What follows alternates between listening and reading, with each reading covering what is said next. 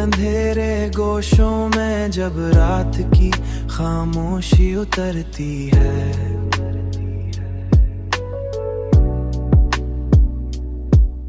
और हर तरफ सुनाटा अपनी जड़ें फैलाने लगता है। तू माजी के बिखरे हुए लम्हे आस्ते आस्ते आस्ते लेने लगते हैं। उन्हीं लम्हों में तुम्हारी मुस्कुराहट की रोशनी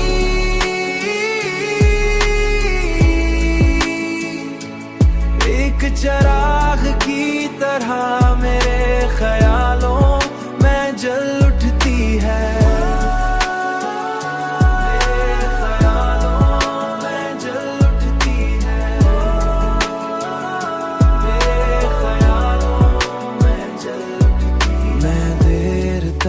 इसी रोशनी में बैठा रहता हूँ और सोचता हूँ कि मोहब्बत शायद वही एहसाता हूँ, और सोचता हूँ कि मोहब्बत शायद वही एहसास है जो इंसान को मुकम्मल भी करता है और अधूरा भी छोड़ देता है। तुम्हारी आवाज की वो मुदम्बाज गश्त आज भी मेरे दिल के सुकूत को चीर देती है, और मुझे उन दिनों में ले जाती है जहाँ